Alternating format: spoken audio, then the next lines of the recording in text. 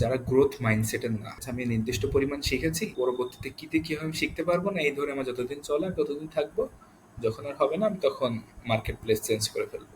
Designer এমন code করছে কি, ওয়াও সুন্দর অ্যানিমেশন হয়ে যাচ্ছে, বাট খাতা কলমে একটা সুন্দর ডিজাইন বানিয়ে নেব, আমি কোন ধাপের পর কোনটা নিয়ে যাব, কোন বাটনে ক্লিক করলে কোন পেজে নিয়ে যাব। এক্সপার্ট বিট করেছে যে টাকা, সেখানে দেখা যাচ্ছে তার বিপক্ষে 10 জন এমন একটা অ্যামাউন্টে বিট করেছে যে যিনি কাজটা দিতে এসেছে তিনি ব্ল্যাক আউট হয়ে যায় ব্রেন, যে কাজটা আমি কাকে দেবো। তাহলে কি ইন্ট্রো দিতে হবে এখন না? 1 মিনিট কেসে নেই। আমি মানে আমাকে ধরো, আমি অ্যান্ড্রয়েড ডেভেলপমেন্ট সম্পর্কে জানি না। হুম এখন হুম। তোমার কাছে আমার প্রশ্ন হচ্ছে, Android development, web development, app development এবং বাদবাকি যেই ইয়েগুলো আছে, এইগুলোর মধ্যে আসলে ঠিক পার্থক্যটা কোথায়? অ্যান্ড্রয়েড ডেভেলপমেন্ট এবং অ্যাপ ডেভেলপমেন্ট এই দুটো কি সেম জিনিস?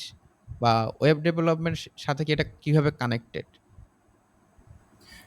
অ্যান্ড্রয়েড ডেভেলপমেন্ট বলতে মূলত আমরা অ্যান্ড্রয়েড যে ডিভাইসগুলো আছে, আহ, যে মোবাইল ফোন বা অ্যান্ড্রয়েড টিভি, অথবা এখন তো পিসিতেও অ্যান্ড্রয়েডের যেই ভার্সনটা ইন্টিগ্রেট করে দিয়েছে, মানে এক কথায় বলতে গেলে অ্যান্ড্রয়েডের যতগুলো ডিভাইস আছে সেই ডিভাইসগুলো টার্গেট করে আমরা যে অ্যাপসগুলো বানাই সেইগুলাকে দেখাশোনা করা বা তার নিত্য নতুন ভার্সনগুলো নিয়ে আসা হচ্ছে অ্যান্ড্রয়েড ডেভেলপমেন্টের ভিতরে পড়ে।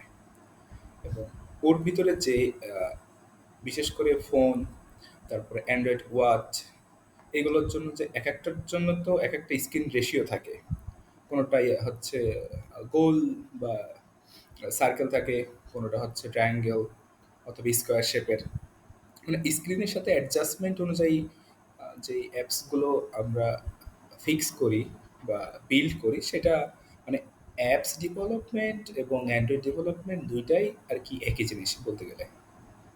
আচ্ছা, এখন অ্যান্ড্রয়েড ডেভেলপমেন্টের সাথে ওয়েব ডেভেলপমেন্টের পার্থক্য কতটুকু? যেমন আমার ফোনে ধরো আমি রকমারি অ্যাপ ডাউনলোড করলাম। হুম হুম। আবার আমার পিসিতে আমি রকমারির ডট কমের হচ্ছে রকম ডট কমে গিয়ে ওইখান থেকে বই অর্ডার দিতে পারছি। সেম বই আবার অ্যান্ড্রয়েড যে অ্যাপ আছে বা আইওএস অ্যাপ যেটা, আমি ওইখান থেকেও অর্ডার দিতে পারছি। বাট এই দুইটার মধ্যে আসলে ডিফারেন্স কি? একজন অ্যান্ড্রয়েড ডেভেলপার, একজন ওয়েব ডেভেলপার, মানে দুইজনের কাজ কি সেম নাকি কাজের পরিধি মানে ডিফারেন্ট? দুইটা সেক্টর। আহ, আচ্ছা, একটা এখানে একটু ক্লিয়ার করে বলি যে অ্যান্ড্রয়েড ডেভেলপমেন্ট এটা একটা সেক্টর, আর ওয়েব ডেভেলপমেন্ট এটা পুরাটা হচ্ছে আলাদা একটা সেক্টর। যে ওয়েবসাইট যেগুলো আমরা দেখি, তার ফ্রন্ট এন্ড, ব্যাক এন্ড বা তার সিকিউরিটি পারপাস যে জিনিসগুলো সব কিছু ফিক্স করা লাগে বা স্মুথলি রান করার জন্য একজনকে সবসময় অবজার্ভ করা লাগে, কি হচ্ছে, কি দিয়ে কি করা লাগবে, কি বাগস ফিক্স করা লাগবে, বা ইউজারের কি কি প্রবলেমগুলো আসতেছে, এগুলো ওয়েব ডেভেলপমেন্টের ভিতরে পড়ে। দ্য অ্যান্ড্রয়েড ডেভেলপমেন্ট শুধুমাত্র অ্যান্ড্রয়েড কেন্দ্রিক। কিন্তু এই যে রকমারির যে কথাটা বললে, যে রকমারির আমি ওয়েবসাইট থেকে কোনো কিছু অর্ডার দিতে পারছি, আবার তোমার ওখান থেকে আমি একটা অ্যাপসও ডাউনলোড করতে পারছি। হুম, হুম। এগুলো হচ্ছে ক্রস প্ল্যাটফর্মের যে বিষয়টা আসে। যেমন কিছু কিছু কোডিং ল্যাঙ্গুয়েজ আছে বা তোমার হচ্ছে স্টুডিও আছে যেখান থেকে অ্যাপস এমনভাবে ডিজাইন করা যায় হুম, হুম। একই সাথে সেটা ওয়েবসাইটের জন্য ইফেক্টিভ হবে, আবার অ্যান্ড্রয়েড অথবা আইওএস বা অ্যাপলের যে ডিভাইসগুলো এগুলোর জন্য মানে সব জায়গায় আর কি অ্যাডজাস্ট করতে পারবে। এগুলো হচ্ছে ক্রস প্ল্যাটফর্ম অ্যাপস। ওকে। আরেকটা হচ্ছে নেটিভ অ্যাপস। নেটিভ হুম। অ্যাপসটা অনলি টার্গেট করা হয় অ্যান্ড্রয়েড ইউজারদের জন্য। আর ওখানে তুমি বেশি সুবিধা পাবা না, কিন্তু ওই অ্যাপসগুলো স্মুথ হয় বেশি, ওখানে বাগ কম থাকে এবং ওগুলো ইউজার ফ্রেন্ডলি হয়, ইউআই বোঝা খুব সহজ হয় এবং ইউজার এক্সপিরিয়েন্সটা মানে টপ নচ কোয়ালিটিতে থাকে। মানে সহজ কথাই হচ্ছে, যেহেতু ওইটা শুধুমাত্র অ্যান্ড্রয়েড সেক্টরের জন্য সীমাবদ্ধ, এটার হুম কোনো হুম। ওয়েব ভার্সন নাই। না না। এই কারণে ওইখানে আমাদের ইউজার এক্সপেরিয়েন্সটা much more better than cross cross যে ইয়েটা প্ল্যাটফর্ম। বলে ক্রস প্ল্যাটফর্ম যে অ্যাপ, এই অ্যাপ বা ওয়েব এইগুলোর মধ্যে।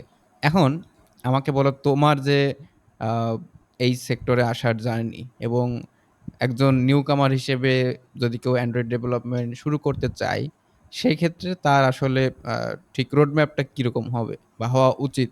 তুমি কি বিষয়গুলো ফেস করছো চ্যালেঞ্জ? সেইগুলো আ নতুন যারা আসবে তারা মানে যেন এই বিষয়গুলো নিয়ে আরো হুম, হুম, সতর্ক থাকতে পারে, হুম, হুম। এইগুলোই আরকি।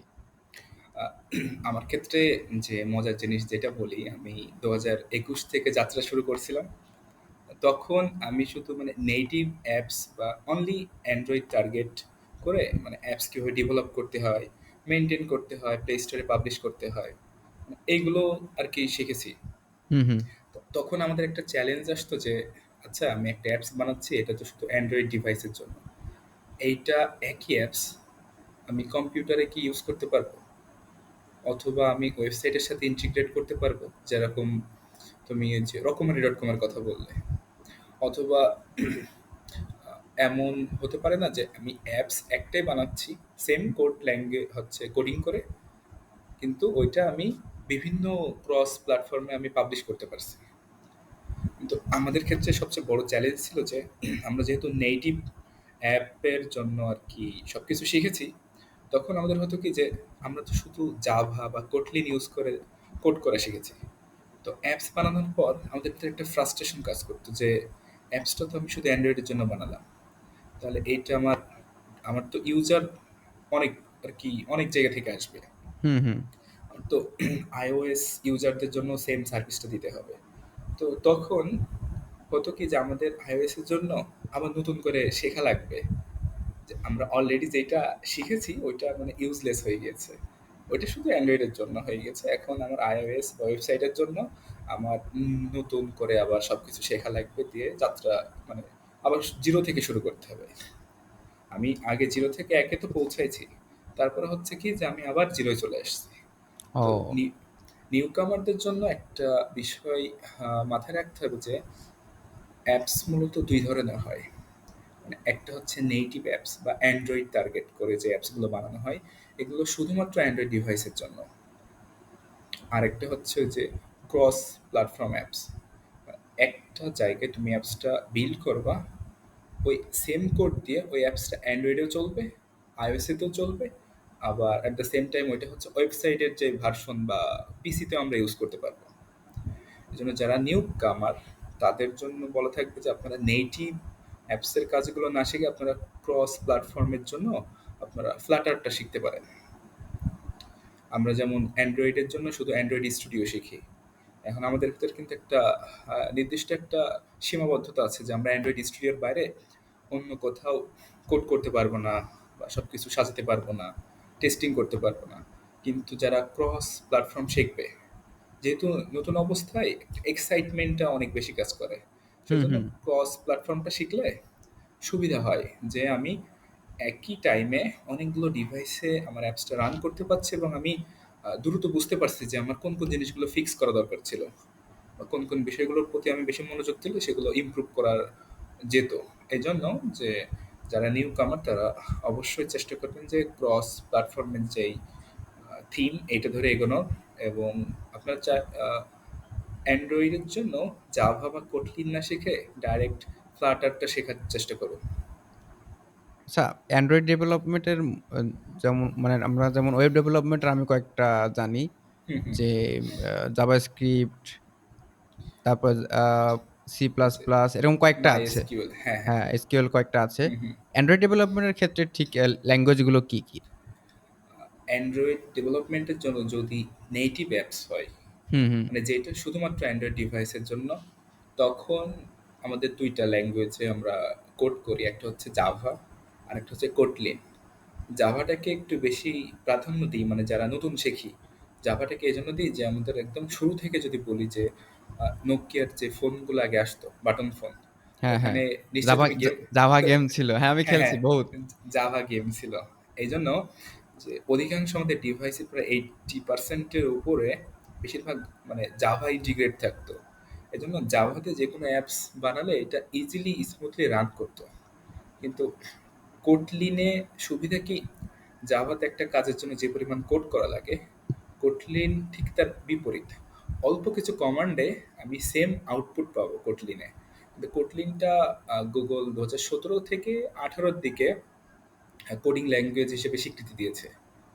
কোটলিন তুলনামূলক একটু কঠিন যারা নতুন আসে তাদের জন্য। মানে নতুন যারা আসে এদের মাইন্ডসেটটা থাকে কি যে আমি আজকে বসবো ১ সপ্তাহ ভিতরে বা ১৫ দিনের ভিতরে আমি একটা অ্যাপস বানাবো যে সেটা আমি প্লে স্টোরে পাবলিশ করব। মানে জার্নিটা আসলে এমন না। কিন্তু তার জন্য একটা মানে ভিজুয়াল একটা প্রোডাক্ট তার আরকি ইচ্ছা হয় দেখার। যে আমি যা শিখেছি সেটা দিয়ে আমি কিছু তৈরি করতে পারছি কিনা। জাভা, কোটলিন এই ২ টা ল্যাঙ্গুয়েজ তো নেটিভ অ্যাপসের ক্ষেত্রে। আর ফ্লাটার যেটা আছে, ফ্লাটার ইউজ করে আমি হচ্ছে অ্যাপেলের জন্য ওয়েবসাইটের জন্য বলতে ওয়েব অ্যাপস যেগুলো আমরা পিসিতে রান করি এবং অ্যান্ড্রয়েডের জন্য মানে অ্যান্ড্রয়েড, পিসি বা ওয়েব অ্যাপস এবং অ্যাপেলের জন্য আমি ফ্লাটার শিখলে হয়ে যাচ্ছে। ওকে, এখন আমি যদি বলি যে আ অ্যাপ তো বানাচ্ছি। এখন আ অ্যাপ বানানোর ক্ষেত্রে ধরো ইউজার এন্ড এ আমরা যে ইন্টারফেসটা দেখি, যেটাকে বলি UX বা UI ডিজাইন। আ এইটা কি? মানে UI/UX ডিজাইন এটা কি ডিজাইনারদের কাজ নাকি এইটাও হচ্ছে সেম কোডারদের কাজ? আ বা ইউ অ্যান্ড্রয়েড ডেভেলপার যারা আছেন আ হুম, হুম, হুম। তাদের কাজ। এটা কি?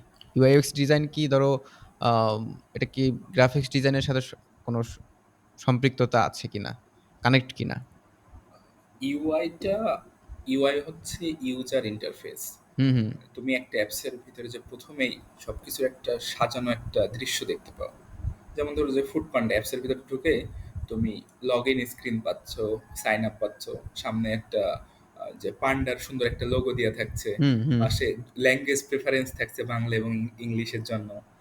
এর যেই মানে ফার্স্ট ঢুকে আমি যেই হচ্ছে লেআউট গুলো দেখতে পাই আমার সামনে ভিজুয়ালি, এগুলো হচ্ছে ইউজার ইন্টারফেস। ইউআইটা মূলত এটা ডিজাইন মানে ডিজাইনারদেরই কাজ।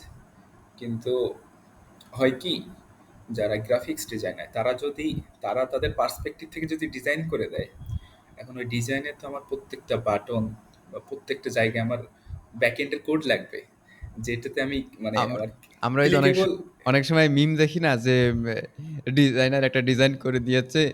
হ্যাঁ, আর হ্যাঁ, হ্যাঁ। এদিকে যে হচ্ছে ডেভেলপার সে ধরো কোড করতেছে। এদিকে পুরো হুম, হুম, মাথা হুম, দিয়ে হুম। আগুন ধরে যাচ্ছে, পানি হ্যাঁ, হ্যাঁ, পড়তেছে। হ্যাঁ।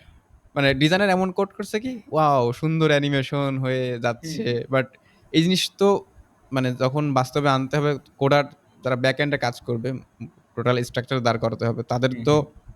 ধরো অ্যানিমেশন আনা তো অনেক টাফ। তাই না? হ্যাঁ, হ্যাঁ, হ্যাঁ, হ্যাঁ। এরকম মিম তো আমরা ধরো আমাদের যারা এই ইসের গ্রুপগুলোতে প্রায় দেখি গ্রাফিক ডিজাইনের গ্রুপগুলোতে। তো এখন আ আচ্ছা, এই যে ইউআই এবং ইউএক্স এর বিষয়টা আরেকটু ক্লিয়ার করে দিই। হ্যাঁ, আরেকটু ক্লিয়ার যে করো। ইউআইটা আসলে গ্রাফিক্স ডিজাইনারদের কাজটা না। এইটা যিনি ডিজিটাল প্রোডাক্ট বা সফটওয়্যার ডেভেলপ করছে, এর একটা মানে খসড়া চিত্র ডেভেলপার যে তাকে বানাতে হয়। এটা হতো কি আগে দেখা যাচ্ছে কাগজ কলমে একটা ছক এঁকে যে আমি এখানে এই বাটনটা রাখছি, হুম, হুম। এই বাটনে ক্লিক করলে এই কাজ হবে এবং তারপরে এই স্ক্রিন আসবে। মানে আমি সুন্দর করে একটা আর্কিটেকচার ডিজাইন বানিয়ে নিতাম। এখন এইটা আগে কঠিন ছিল। এখন ফিগমার সাথে তুমি হয়তো পরিচিত ফিগমা। আ নাম শুনছি অনেক ভিডিও মানে দেখা হইছে but not hmm, hmm, user. হুম, বুঝতে পারছি। ওকে, ওকে, ঠিক আছে। ফিগমাতে কি হয় আমরা লেআউট তৈরি করে নিতে পারি। অ্যাপসের জন্য মানে যেকোনো ডিভাইসের স্ক্রিন রেশিও অনুযায়ী স্মার্ট আ স্মার্ট টেলিভিশন হোক, স্মার্ট ওয়াচ হোক বা ফোন হোক বা ল্যাপটপের যে স্ক্রিন, প্রত্যেকটা স্ক্রিন তো আলাদা, আলাদা রেশিও আছে। ওই রেশিও ধরে আমি আমার পুরো প্রোডাক্টের সুন্দর একটা ইউজার ইন্টারফেস আমি ডিজাইন করতে পারবো। মানে আমার নির্দিষ্ট একটা সীমারেখা থাকবে, তার ভিতরে আমি আমার বাটন দেবো, সুন্দর কিছু গ্রাফিক্স লুক দেবো এবং অ্যাকশনেবল কিছু অ্যানিমেটেড কিছু বিষয় অ্যাড করব। এগুলো ফিগমাতে খুব সুন্দরভাবে ডিজাইন করা যায়। তারপরে আরেকটা সফটওয়্যার আছে হচ্ছে Adobe XD maybe. Adobe XD থেকেও ইউআই ডিজাইন করা যায়। মানে এটার সুবিধা হয় কি আমি যে ডিজাইনটা মানে হচ্ছে এটা হচ্ছে ওই যে অনেকটা ক্লিক করে নিয়ে এসে drag and drop system. Drag and drop করে দেবো। এটা যখন আমি আমার অ্যান্ড্রয়েড প্রজেক্টের ভিতরে বা স্টুডিওতে আমি ইম্পোর্ট করব, তো এই যে আমার তো এই যে ব্যাকএন্ডের যে কোডগুলো এই কোডগুলো অটো চলে আসে। ডিজাইনের সাথে অটো চলে আসে।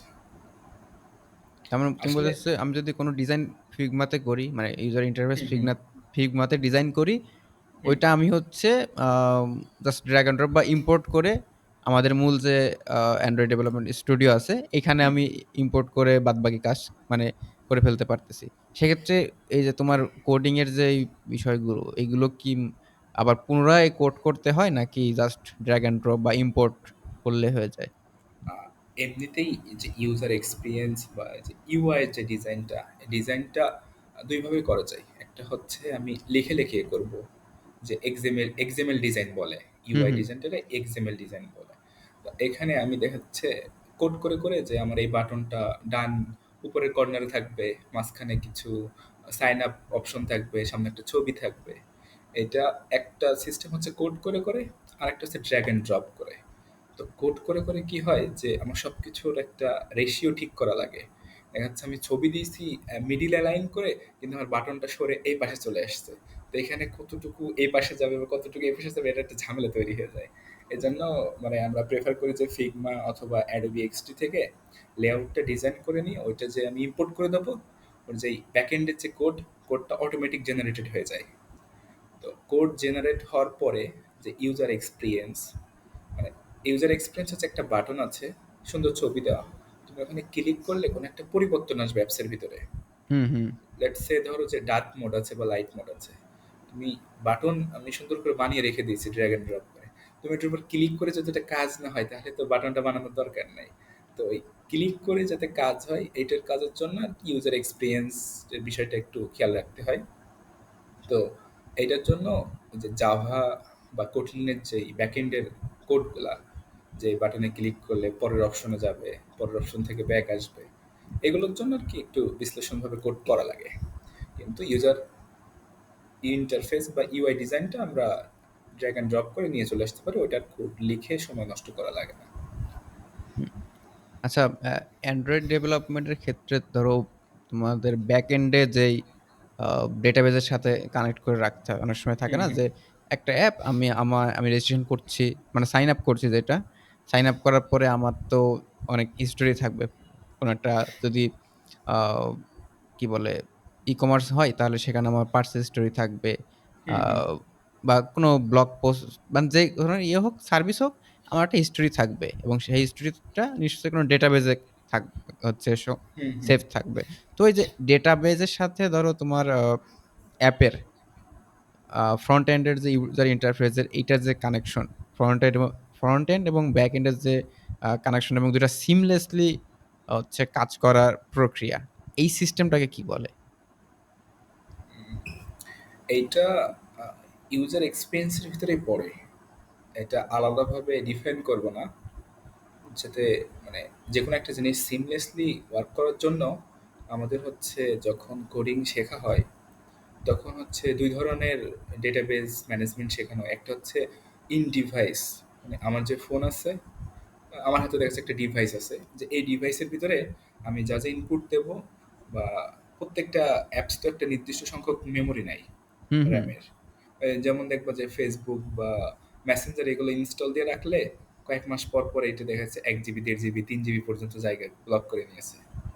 তো কিছু কিছু ডেটা ফোনে ফোনে স্টোর হয়, আর কিছু কিছু ডেটা একবারে সার্ভারে যে হচ্ছে ওখানে জমা থাকে, যার ফলে অ্যাপসের এমবিটা তুলনামূলক কম হয়, অ্যাপসটা লাইট ওয়েট থাকে এবং স্মুথলি রান করে। মানে এটা অনেকটা এটার ওই যে জন্য মানে লোকাল সার্ভার এবং ক্লাউড সার্ভার টাইপের। মানে তোমার হ্যাঁ, হ্যাঁ। ফোনে হচ্ছে কিছু স্পেস নিয়ে এটা জাস্ট লোকাল সার্ভার হিসেবে রেখে হুম, দিবে। হুম। এখান থেকে আচ্ছা, আমি অডিয়েন্স একটু হচ্ছে বোর হয়ে যেতে পারে যে কি আচ্ছা, আচ্ছা। হাবিজাবি আলোচনা করতেছে। মানে এটা ধরতে গেলে মাহফুজের থেকে আমি অনেকটা ক্লাস মানে টিউশন নিচ্ছি টাইপের অ্যান্ড্রয়েড ডেভেলপমেন্টের। তো এখান হুম, থেকে হুম, হুম। আমি জানি অনেকের অনেক মানে জিনিসটা কাজে লাগবে যারা এই সেক্টরে আসতে যাচ্ছে। তো আমি তাদের হয়েই আরকি একটু খুঁটিনাটি বিষয় আ জানার মানে ওর থেকে বের করার চেষ্টা করতেছি। যেন একদম সব জেনে শুনে এই সেক্টরে মানুষজন আসে। তো একটু বোরিং লাগতে পারে। বাট থাকেন, সাথে থাকেন, দেখা যাক। আচ্ছা বলো, আমরা কইছিলাম আ আচ্ছা, হচ্ছে ওই যে আ লোকাল এই সার্ভার, ক্লাউড আচ্ছা, সার্ভারে।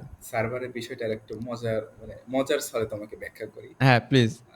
মনে করো যে তোমার দৈনন্দিন খাবারের জন্য যে চাউল, ডাউল, তেল যা কিছু আছে, সবকিছু কিনে নিয়ে এসে তুমি নিজের বাসায় রেখে দিয়েছো। হুম, হুম। নিজের বাসায় কি একটা নির্দিষ্ট সংখ্যক জায়গা সেখানে ব্লক হয়েছে জিনিসগুলো হ্যাঁ, রাখার হ্যাঁ। জন্য। তো এখান থেকে নিয়ে তুমি খাওয়া দাওয়া করে আবার ওখানে সবকিছু জমা রেখে দিচ্ছ। তাহলে কি মানে এমনিতে তো যেগুলো আছে আবার খাওয়ার পর যেগুলো উচ্ছিষ্ট অংশ হচ্ছে বা আবর্জনা হচ্ছে সেগুলো তো ওখানে যেয়ে আবার জায়গা কি বৃহৎ আকার একটা জায়গা খেয়ে ফেলছে না সময়ের সাথে সাথে। হুম, কিন্তু একই জিনিস একটু ভিন্নভাবে দেখো যে আমার বাসার সব রেশমের মালামাল আমি তোমার বাসায় রেখে আসছি। আচ্ছা। তো আমি তোমারে ফোন দিয়ে বলছি যে সীমান্ত তুমি আমাকে কিছু চাল পাঠিয়ে দাও, এতটুকু চাল পাঠিয়ে দাও। হুম, তখন হুম। তুমি অতটুকু চাল পাঠিয়ে দিচ্ছ, খাওয়াও শেষ হয়ে যাচ্ছে, উচ্ছিষ্ট সময়ের সাথে সাথে গায়েব হয়ে যাচ্ছে, মানে কোনো কিছু জমা থাকছে না। আমার যখন যেটা দরকার আমি কল করছি, তুমি ওখান থেকে পাঠাচ্ছ, আমি কাজ শেষ করে আমি আবার এখানে আমার সবকিছু ফ্রেশ থাকছে। তো ডেটা ক্লাউড ডেটাবেস অনেকটা এমন যে তোমার বাসায় আমি আমার প্রয়োজনীয় জিনিসগুলো রেখে দেবো, আমি যখন কল করবো তুমি তখন এগুলো দিয়ে যাবা। আর লোকাল ডেটাবেস হচ্ছে যে আমার বাসায় আমার জিনিসগুলোই থাকবে, আমার বাসার নিচে আমি গোডাউন করা আছে। হ্যাঁ আ গোডাউন যে করা আছে।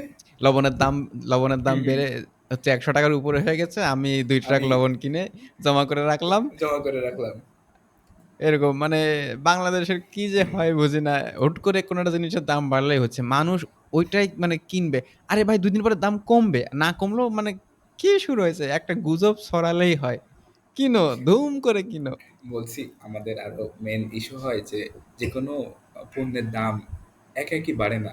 আমরা নিজেরাই এত পরিমাণ মানে মার্কেটের একটা গ্যাপ তৈরি করে দিই যে রাতারাতি পণ্যের দাম মানে না চাইলেও বেড়ে যায়। আরে হ্যাঁ, আর বাংলাদেশে তো একটা জিনিসের দাম ধরো বাড়লে আর কমে না। উম হ্যাঁ, হ্যাঁ। করোনার সময় করোনার ঠিক আগ দিয়ে আমরা হচ্ছে মাস্ক কিনতাম কত? ৳৫ করে। সার্জিক্যাল মাস্ক যেইগুলা। হুম। ৳২ করেও ছিল। আয় হায়! সেই জিনিস করোনার সময় ৳৭০, ৳৮০, ৳১০০ এরও বেশি টাকাতে কেনা লাগছে।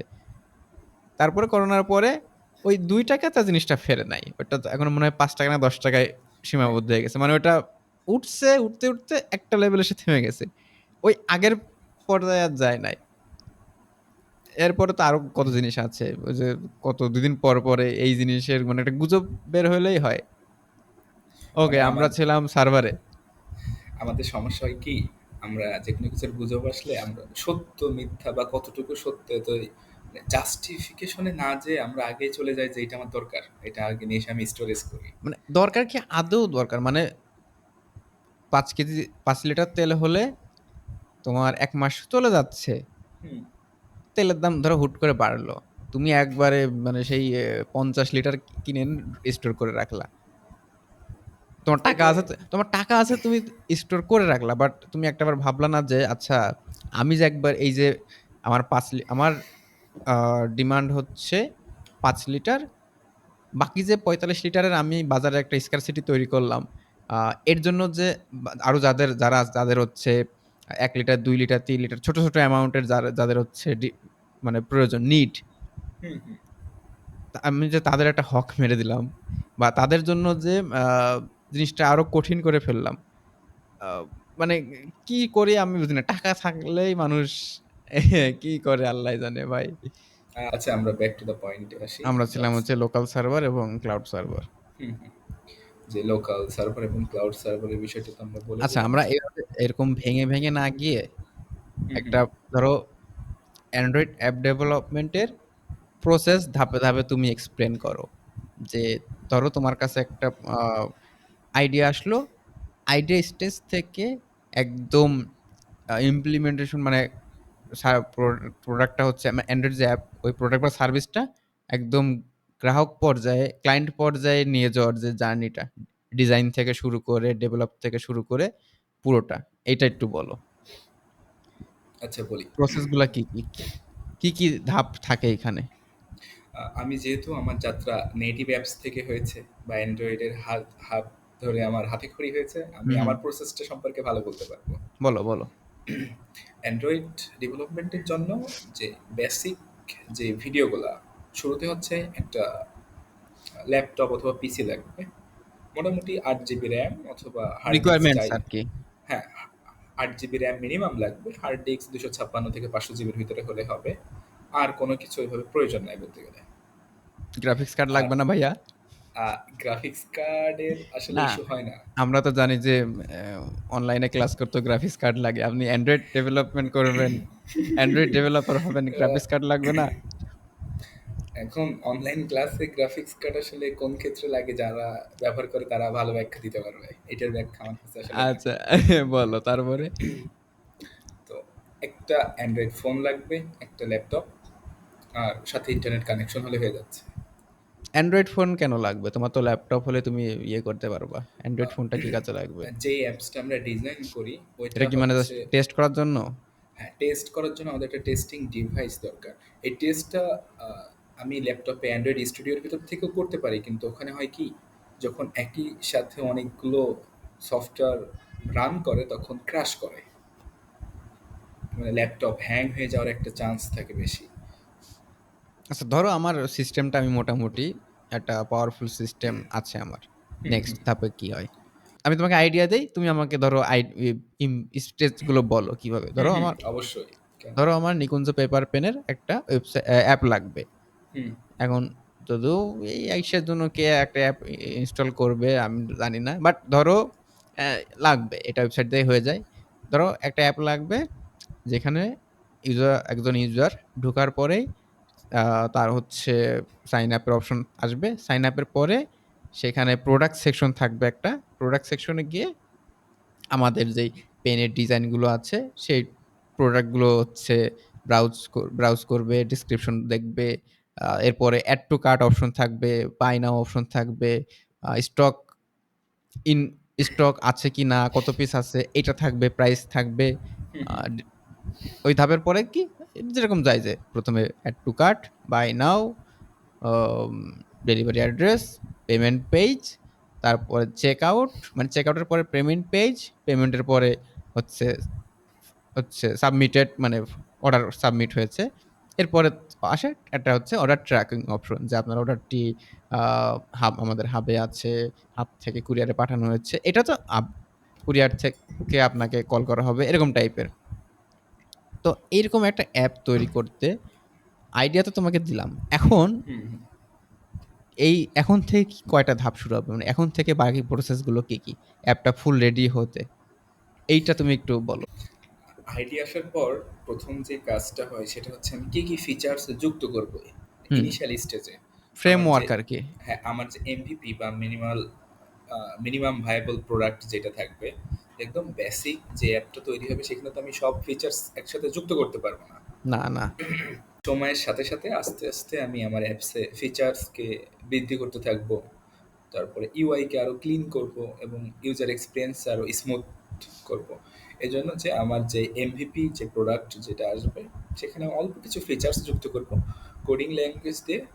আমি আইডিয়া ফেজের পরের যে স্টেপ হবে সেটা হচ্ছে আমি খাতা কলমে একটা সুন্দর করে হচ্ছে একটা ডিজাইন বানিয়ে নেব, যে আমি কোন ধাপের পর কোনটা নিয়ে যাব, কোন বাটনে ক্লিক করলে কোন পেজে নিয়ে যাবে, সাইন আপের পরে কি আসবে, সেটা আমি খসড়া একটা ডিজাইন তৈরি করে নিয়ে এইভাবে আমার প্রথম হচ্ছে এক্সএমএল যে পেজগুলো আছে লেআউট, হুম হুম। যে ডিজাইন, ইউআই ডিজাইনটা আমার একদম শুরু থেকে মানে সাইন আপ থেকে শুরু করে প্রোডাক্ট ট্র্যাকিং পর্যন্ত, যদি 20টা এক্সএমএল ডিজাইনের প্রয়োজন হয় 20টা তৈরি করব, 40টা লাগলে 40টা তৈরি করব। এবং এই 40টা এক্সএমএল এর সাথে আমার 40টা আবার জাভার জন্য, মানে ব্যাকএন্ডের কোডের জন্য আমার 40টা ইয়ে লাগবে, আলাদা হচ্ছে সেকশন লাগবে। তো এক্সএমএল যখন ডিজাইন হয়ে যাবে, যেহেতু আমি ইউজারের কিছু ডেটা নিচ্ছি, সাইন আপ, মানে তার নাম্বার থাকবে, তার নাম থাকবে, এটার জন্য আমি একটা ডেটাবেজের এপিআই ওর সাথে ইন্টিগ্রেট করে দেবো। লেটস সে ফায়ারবেস আমি ওর সাথে যুক্ত করে দিতে পারি, অথবা মাই এসকিউএল, এটা যুক্ত করে দিয়ে এবং আমার ইন্টারনেট কানেকশনের জন্য আমার অ্যাপসে, যে কোনো একটা অ্যাপসে ইন্টারনেট কানেকশনটা দেওয়ার জন্য ওখানে কিছু ম্যানিফেস্ট ফোল্ডারে এক্সট্রা কিছু কমান্ড দেওয়া লাগে। তারপরে তোমার অ্যাপসটা, মানে ফোনে অ্যাপস থাকবে কিন্তু ইন্টারনেট ব্যবহার করতে পারবে না যদি না আমি কমান্ড না দিই। ও আচ্ছা, তারপর? ওইটা কমপ্লিট করে নিয়ে আমার তো এক্সএমএল ডিজাইনগুলো আমি ফিগমা থেকে নিয়ে আসতে পারছি, এবং যে ব্যাকএন্ডের কোড ওইগুলো আমার নিজেই করা লাগবে, কোন কোন ধাপে কোন কোন পর্যায়ে কিভাবে কিভাবে হবে। আর প্রোডাক্ট যেটার কথা বললে যে আমার প্রোডাক্ট ক্যাটাগরি থাকবে এবং নিত্য নতুন প্রোডাক্ট আমি অ্যাড করতে পারবো। অ্যাড এবং প্রোডাক্ট রিমুভ করার জন্য আমি হচ্ছে ডেটাবেজের উপরে নির্ভরশীল থাকবো। অ্যাপসের ভিতরে আমি ডেটাবেজ অ্যাড করে দিয়ে ডেটাবেজের ভিতরে যে ওখানে আমি এই যে ড্র্যাগ এন্ড ড্রপ করে বা লেখা চেঞ্জ করে যে কোনোটা শেষ হয়ে গেছে আমি আউট অফ স্টক দিয়ে দিলাম, প্রাইস বেড়েছে বা ডিসকাউন্ট রেট কত বা ইনিশিয়াল রেট কত সেটা মানে ফিক্সড, মানে এটা যখন তখন পরিবর্তন করা যায়, খুবই ইজি। তো এইগুলো আমি ডেটাবেস থেকে দেখবো। আর আমার অ্যাপসের ভিতরে একদম শুরু থেকে এক্সএমএল এবং জাভাটা কমপ্লিট হয়ে গেলে আমার অ্যাপসটা রেডি। অ্যাপস রেডি আর পেমেন্টের যে সিস্টেমগুলো আছে আমাদের দেশে বিকাশ, নগদ এবং রকেট বা ব্যাংকিং, এটার জন্য আরেকটা এপিআইয়ের সাথে অ্যাডজাস্ট করে দিলে সব কিছু একদম ডান। এটা আমার তো হচ্ছে প্রোডাক্ট যে বাংলাদেশের ক্ষেত্রে এসএসএল কমার্স যেটা ওদের এপিআই ইন্টিগ্রেট করে দিলে হবে নাকি আলাদা আলাদা বিকাশ নগদ তারপরে ভিসা মাস্টার কার্ডের এদের আলাদা করে এপিআই ইন্টিগ্রেট করতে হবে? এসএসএল কমার্সেরটা দিলে সুবিধা হয় বেশি, কারণ কারণ এখানে ওদের তো একই অল সাথে ইন ওয়ান অপশন। হ্যাঁ অল ইন ওয়ান অপশন। এই জন্য আমরা প্রেফার করি যে এসএসএল কমার্সটা বেশি ইউজ করা, এবং ওদের সিকিউরিটি সার্ভিসটাও যথেষ্ট হাই অন্যান্য আলাদা আলাদা। ইন্ডিভিজুয়ালি যদি আমি নিই তো আমার শুধু আমার ইউজার তো শুধু বিকাশ ইউজার না যারা আসবে আমার প্রোডাক্ট কিনতে, বা তারা শুধু নগদও না, কেউ দেখা যাচ্ছে ব্যাংক বা কার্ডের মাধ্যমে। এই জন্য একবার ইউনিভার্সাল পেমেন্ট সিস্টেম নেওয়া উচিত। হুম। তো এখানে এপিআই গুলো নেওয়ার জন্য একটা মিনিমাম আমাদের একটা কস্ট আসে। আমি যখন এসএসএল কমার্সের ১ বছর বা ১০ বছর বা ৫ বছরে যে সাবস্ক্রিপশন নেবো, সেখানে আমার একটা মিনিমাম অর্থ তাদেরকে প্রদান করা লাগে। দিয়ে অ্যাপস যখন ফুল রেডি, তখন অ্যাপস আমি ইনিশিয়ালি বেশ কয়েকটা ডিভাইসে আমি রান করে দেখব যে এটা একাধিক ডিভাইসে চলার সময় ডেটাবেস থেকে তথ্য ইনপুট এবং আউটপুট দেওয়ার সময় কোনো জায়গায় কোনোভাবে এরর হচ্ছে কিনা। এজন্য বাগ এটা বাগ ফিক্স যেটা আর কি মানে বাগ ডিটেক্ট এবং ফিক্স। বাগ ফিক্স অথবা তুমি প্রোডাক্ট অ্যাপসের টেস্টিং বলতে পারো, টেস্টিং ফেজ। টেস্টিং ফেজ, হ্যাঁ। যখন প্রোডাক্ট রেডি হয়ে গেল, টেস্টিং ফেজ আলাদা আলাদাভাবে করা যায়। আবার আমাদের যে গুগল প্লে কনসোল অ্যাকাউন্ট লাগে একটা অ্যাপ পাবলিশ করার জন্য, ওখানে $২৪ থেকে $২৫ ইনভেস্ট করা লাগে একদম প্রথম স্টেজে, যখন তুমি একটা অ্যাকাউন্ট ক্রিয়েট করবা, মানে ভার্চুয়াল যে স্টোর, ওইটা এককালীন সার্ভিস। এরপরে তোমার আর কোনো হচ্ছে অর্থ গুগলকে প্রদান করা লাগবে না। মানে ৩ থেকে ৩.৫ হাজার টাকা তুমি ইনভেস্ট করলে তোমার গুগল প্লে কনসোলে তোমার নিজস্ব একটা ক্লাউড স্টোরেজ থাকছে, এদের অ্যাপস কোনো ইয়ে পাবে। নাই মানে সাবস্ক্রিপশন নাই, ওয়ান টাইম পেমেন্ট? হ্যাঁ, ওয়ান টাইম পেমেন্ট। ওকে, সাবস্ক্রিপশন তারপর? সাবস্ক্রিপশন দিলে আমাদের ডেভেলপারদের জন্য এটা একটু মানে কস্টলি হয়ে যায়। না আসলে আচ্ছা, ধরো আমি হচ্ছে প্লে কনসোল নিলাম, তারপরে? প্লে কনসোল নেওয়ার পরে প্লে কনসোল হচ্ছে ২টা বা ৩টা ধাপে ওইটা ভেরিফাই করা লাগে। মানে প্লে কনসোল খুলতে গেলে তোমার একটা পাসপোর্ট লাগবে, পাসপোর্টে সেভ নামে একটা ব্যাংক অ্যাকাউন্ট থাকা লাগবে, অ্যাকাউন্টের একটা ভিসা বা মাস্টার কার্ড বা ডুয়েল কারেন্সি কার্ড যেটাকে বলে, যেটাতে ডুয়েল কারেন্সি পেমেন্ট করা যায়। হুম। দিয়ে এখান থেকে আমার প্লে কনসোল কেনা হয়ে গেল, এবং ইনফরমেশনগুলো সব জায়গায় সেম থাকতে হবে, না হলে অ্যাকাউন্ট টার্মিনেশনের একটা ঝুঁকি থাকে। যেমন বিগত বছরের একটা রিপোর্ট বলি।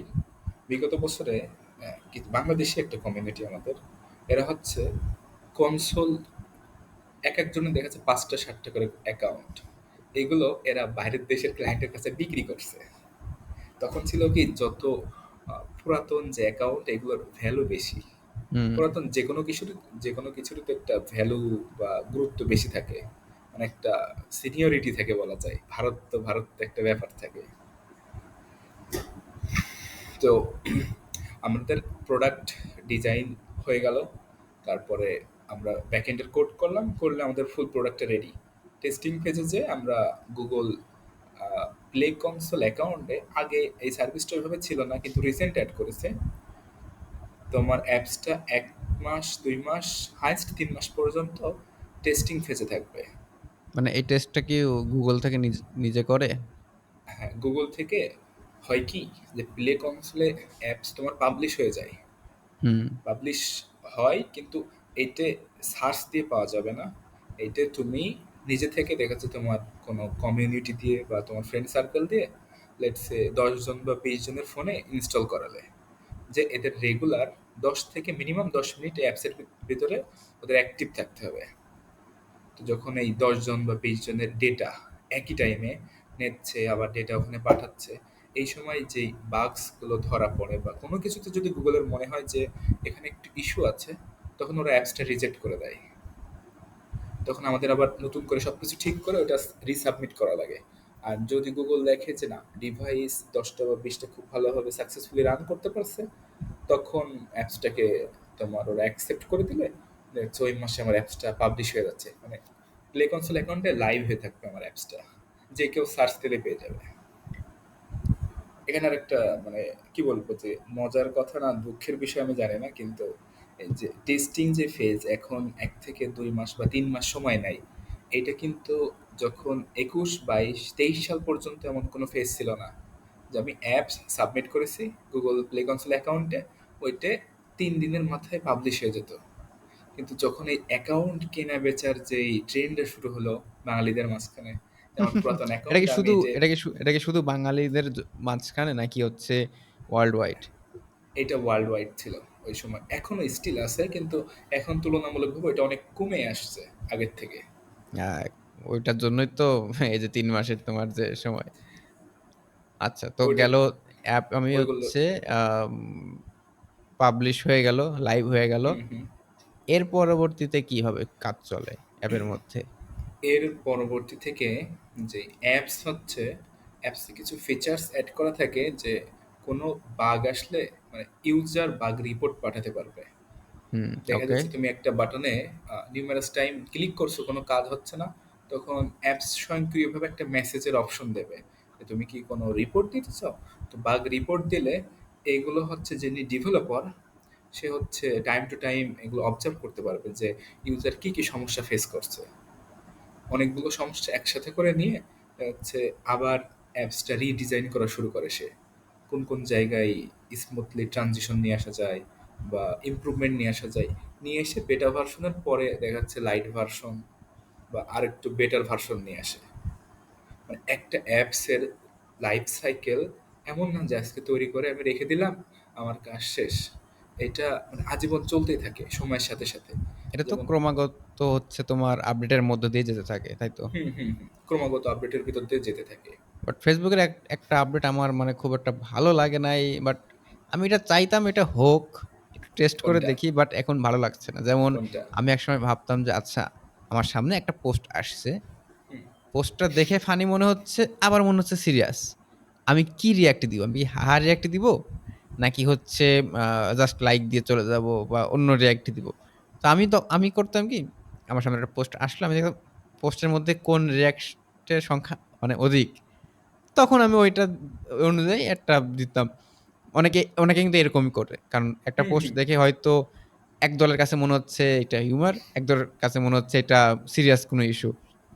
বা আমার মন দরকার নাই হা, হা দেওয়ার এইটা এই ইস্যুতে। তো তখন হতো কি যে অন্যদেরটা দেখে তারপরে ডিসিশন নিয়ে রিঅ্যাক্ট দিতাম। এখন হচ্ছে জাস্ট রিঅ্যাক্ট সংখ্যাটা দেখায়।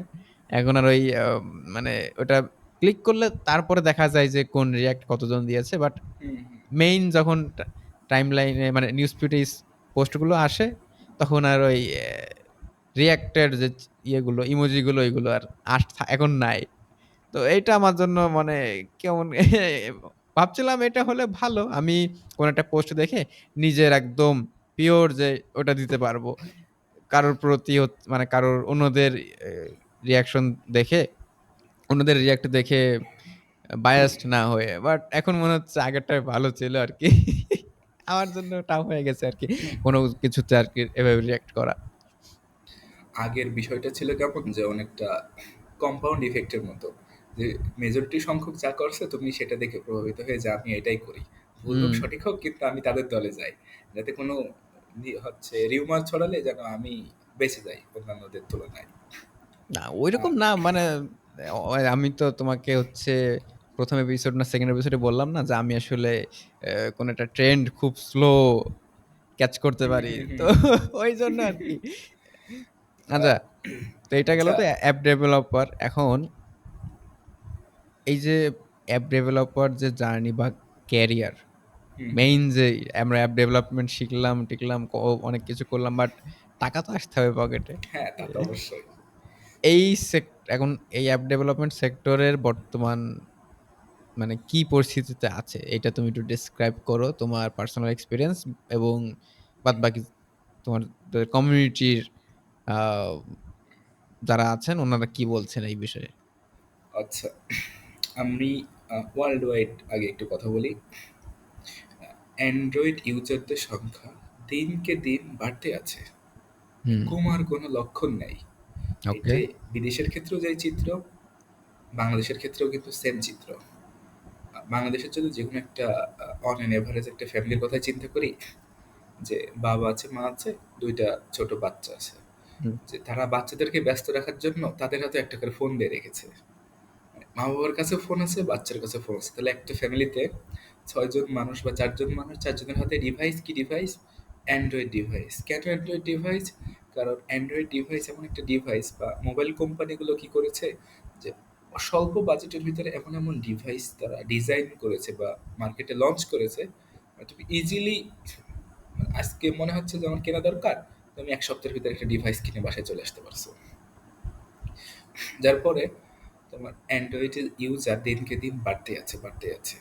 আর অ্যাপস মার্কেটের যে বিষয়টা যদি বলি, সেটা হচ্ছে এখন অবস্থা এমন যে তুমি যে অ্যাপসই দিচ্ছ সেটাই মানুষ খাচ্ছে। সেটা প্রয়োজন হলেও সে ব্যবহার করছে, প্রয়োজন না হলেও সে এক্সপেরিমেন্ট করার জন্য হলেও সেটা চেক করে দেখছে। যেমন ২০১৭-১৮ দিকের কথা বলি, তখন তো আমাদের হাতে ফোন ছিল না। আচ্ছা, বড় ভাইয়া বা আঙ্কেলদের ফোন থেকে দেখতাম বা বাবা-মাদের কাছে থাকতো হুম। যে ওয়ালপেপারের অ্যাপসের সাথে তুমি হয়তোবা পরিচিত। যে নির্দিষ্ট কিছু তোমার বিড়ালের ছবি বা বিভিন্ন সিনারিওর ছবি বা গাড়ির ছবি দিয়ে ওয়ালপেপারের অ্যাপস থাকতো। যে ওখান থেকে আমি যেটা ভাল লাগবে আমি ক্লিক করলে ওইটা আমার ফোনের ওয়ালপেপারে হচ্ছে সেট ওটা তো হয়ে যেত। ওটা তো এখনো সব ফোনে আছে। অনেক বিভিন্ন নামে। থিম হুম, স্টোর হুম। নামে আছে। যেমন Realme তে হচ্ছে সম্ভবত থিম নামে। থিম বা থিম স্টোর নামে।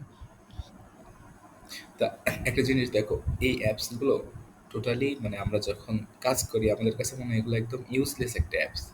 কিন্তু এই অ্যাপস মার্কেট ২০১৬-১৭ দিকেও যে পরিমাণ মানে হাইতে ছিল, এই ২০২৪-২৫ এসেও এটা ঠিক একদম মানে পিকে অবস্থান করছে। আর এটার দিন এখন এটার পেছনে কারণ কি? ধরো কারণ এটা আমাকে আলাদাভাবে ইনস্টল করা লাগছে না। এটা আ যখন ফোন কোম্পানির সাথে মানে মানে কোন একটা ফোনের সাথে এটা ডিফল্ট ভাবে আসছে। হুম, আমি আর এটা আনইনস্টলও করতেছি না। আর আমার যদি মনে চায় কয়েকদিন পর ডিফারেন্ট ওয়ালপেপার ট্রাই করব। আমি জাস্ট থিম স্টোরের ভিতরে যাচ্ছি, ওয়ালপেপার সেকশনে যাচ্ছি, গিয়ে ট্রাই করছি যে কি নতুন ওয়ালপেপার আসছে। আমি হুম, হুম, একটা সেট করে দিচ্ছি। মানে আলাদা করে কিন্তু এখানে ওই যে আ এফোর্ট দেয়া লাগছে না আমাকে। আলাদা একটা অ্যাপ ডাউনলোড করতে হবে। জাস্ট একটা ওয়ালপেপার চেঞ্জ করার জন্য। এরকম করা লাগছে না। এই কারণে এই যে ইজি টু অ্যাক্সেস এই কারণে অ্যাপগুলো ধরো আছে। সব স্মার্টফোন তো ডিফল্ট ভাবে আসছে হুম। এইজন্য। আ এইটা আসার পরেও তখন ওই যে বললাম তো যে বাজারে যারা একেবারে নতুন ইউজার, এরা কেউ মানে কারোর না কারোর দ্বারা প্রভাবিত হয়ে যে জানছে যে এই প্লে স্টোরে এমন একটা অ্যাপস আছে যেখান থেকে হচ্ছে কিছু ওয়েলপেপার চেঞ্জ করা যায়। মানে ওই ওয়েলপেপার গুলো এমন এমন দারুণ দারুণ ইমেজ দিয়ে সাজানো, তুমি তোমার ফোনে ইনবিল্ট যে থিম অ্যাপস আছে ওখানে তুমি এগুলো খুঁজে পাবে না ওইভাবে। ওইগুলো খুব প্রফেশনাল পিকচার বা ইন ডিটেল অনেক মানে ক্লিয়ার একটা, ওই যে আমরা বলি না যে এর ভিতরে একটা বিশেষ ব্যাপার আছে, অন্যান্য জিনিসের তুলনায় একটা বিশেষ ব্যাপার আছে। বিষয়টা অনেকটা এমন। মানে তুমি বলতে চাচ্ছ যে থার্ড পার্টি যে ওয়ালপেপার হুম, আ হুম। অ্যাপগুলো আছে। হ্যাঁ, এখন ওরা তো আসলে তাদের ডিজাই ডিজাইনার টিম দিয়ে রেডি করছে ওয়ালপেপার। মানে যে যেভাবে পারছে, যেখানে বিজনেস দেখছে। আর বাংলাদেশ বলো বা অন্যান্য দেশ, যে দেশের কথাই বলো, অ্যান্ড্রয়েডের মার্কেটটা আগেও যে পরিমাণ হচ্ছে মানে স্কাই রকেটেড ছিল, ইন ফিউচারেও স্কাই রকেটেড থাকবে। কারণ ডিজিটাল ডিভাইস সবার হাতে হাতে, 80% ডিভাইসই অ্যান্ড্রয়েড। সেটা ফোন হোক, স্মার্ট ওয়াচ হোক, স্মার্ট টিভি হোক, এমনকি এটা এখন আস্তে আস্তে গাড়িতে ইন্টিগ্রেট করে দিয়েছে, যে অ্যান্ড্রয়েড কারপ্লে যেগুলো বলে।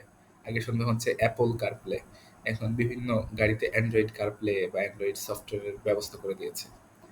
তো অ্যান্ড্রয়েডের মার্কেটটা মানে বিশ্বব্যাপী খুবই জনপ্রিয়, এবং এই সেক্টরে যারা ক্যারিয়ার গড়বে, এইটা বলা যায় যে তার হতাশার কোনো সুযোগ নাই। কিন্তু তাকে প্রচুর ইনোভেটিভ হতে হবে, এবং রিসেন্ট যেসব চেঞ্জেসগুলো আসবে এআই রিলেটেড, এগুলোর সাথে আপ টু ডেট থাকা লাগবে। না হলে সময়ের সাথে সাথে সে দেখাচ্ছে হারিয়ে যাচ্ছে। আ একটা ভালো পয়েন্ট বলছো। হুম। এআই কি তো অ্যান্ড্রয়েড ডেভেলপার চাকরি মানে কত পার্সেন্টেজ খেয়ে দিচ্ছে বা খেয়ে দিতে পারে? সামনের আহ, দিনে কি হবে এবং এখন মার্কেট প্লেসে আরকি এআই তোমাদের অ্যান্ড্রয়েড ডেভেলপারদের কিরকম নাজেহাল দশা করছে? আচ্ছা, দারুণ একটা প্রশ্ন করেছো, যে এআই আমাদেরকে রিপ্লেস করে দেবে কিনা। আমি মানে যদি এটা নাকানি চোবানি কিরকম খাওয়াচ্ছে হ্যাঁ, আরকি। হ্যাঁ, কারণ হ্যাঁ। আমরা তো মানে YouTube খুললেই দেখি বা Facebook ইয়ে দেখি এআই চাকরি খেয়ে নিচ্ছে বা আ এআই এর কারণে এক্সিস্টিং যারা আছে ওনাদের অনেক কি বলে কাজকর্ম কমে যাচ্ছে, এমপ্লয়মেন্ট কমে যাচ্ছে। ৪ জনের কাজ ৫ জনের কাজ জাস্ট একজনকে দিয়ে এআই এর মাধ্যমে করিয়ে নেয়া যাচ্ছে। তো এইটা আরকি। তোমাদের কি অবস্থা? অ্যান্ড্রয়েড ডেভেলপমেন্ট সেক্টরের কি অবস্থা? কারণ আহ, এআই কিন্তু যখন ১ম আসে তখন এই কোডিং সেক্টরেই সবথেকে বড় একটা আ মানে পরিবর্তন নিয়ে আসে। মানে বড় একটা ধাক্কা দিয়েছে। এরপরে আসলো ডিজাইন সেক্টরে।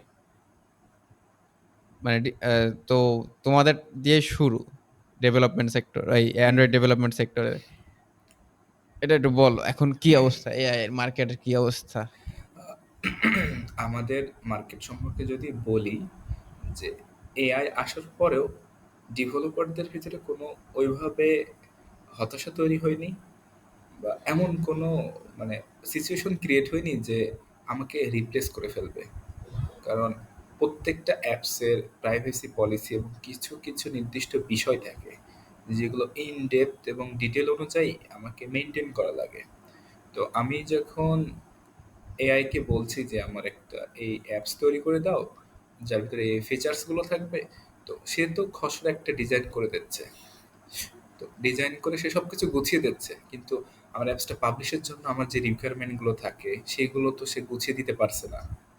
বাট আবার কতদিন পারবে না? একদিন তো মানে পেরে যাবে। সময়ের সাথে, আহ, সাথে এআই যেভাবে ধরো আরো ডেভেলপ হচ্ছে। উম, আমি হচ্ছে এর একটা মানে ছোট করে রিসার্চ করে দেখিলাম। তা ওখান থেকে আমি যতটুকু শিখেছি বা জেনেছি, আমার তাতে মনে হয় যে এআই কখনোই যারা ক্রিয়েটিভ ফিল্ডের, অ্যান্ড্রয়েড ডেভেলপমেন্ট বলো বা ওয়েব ডেভেলপমেন্ট বলো, এদেরকে রিপ্লেস করতে পারবে না। বাট এদের কাজে এফিসিয়েন্সি বাড়িয়ে দিতে পারবে। যে ওকে। যেমন আমি আমার রিসেন্ট একটা মানে ২টা প্রজেক্টের কথা তোমার বলি, প্রজেক্টের আইডিয়া শেয়ার না করি। এই ২টা প্রজেক্টের আমি হচ্ছে মানে ফুল কোড, ইউআই থেকে আমার ইউএক্স এবং ব্যাকএন্ডের কোড, আমি জাস্ট প্রম্পট ক্রিয়েট করে দিয়েছি, ওর মতন কোড সুন্দর করে সাজিয়ে দিয়েছে। আমার কাজ কি এই কোডগুলো নিয়ে যে এই কোডগুলো কোথায় বসাতে হবে, কোনটার পরে কোনটা হবে, এটার বেসিক তো তুমি জানো না। মানে আরেকটু ফাইন টিউন করা লাগছে তোমার। হ্যাঁ, আমাকে মানে বেসিক ধারণা রাখা লাগছে যে আমি কথার কথা তোমাকে আমি সব কোড দিয়ে দিলাম, কিন্তু আমি তোমাকে বললাম না যে কোন কোডটা কোথায় বসবে, কোনটার পরে কোনটা বসবে। তুমি মানে তোমার বেসিক কোনো নলেজ নাই, তো ওইখানে আমি তোমাকে সব দিয়ে দেওয়ার পরও তো তুমি অ্যাপসের যে আউটপুটটা নিয়ে আসতে পারবে না। হ্যাঁ, কিছু কিছু তোমার এআই এসে যে প্রম্পট থেকে ফুল প্রোডাক্ট ডিজাইন করে দিয়েছে, বাট প্রোডাক্টটা তো আমার ওই একটাতে রাখলে হবে না, একটু ভার্সন আপডেট করা লাগবে।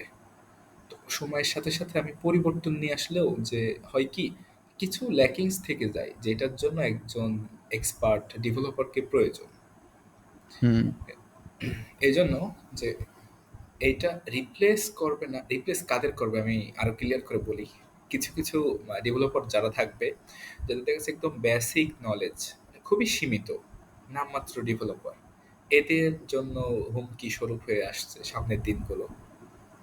কারণ যদি অন্যান্য ফিল্ডের দিকে তাকাই, তোমার এখন এই যে গুগলের যে জেমনাই, এখান থেকে যে ধরনের ফটো এডিট বা প্রম্পট থেকে যে হারে ছবি বানিয়ে দেয়, তাতে মানে ডিফাইন করা খুবই টাফ যে এটা আসল নাকি নকল।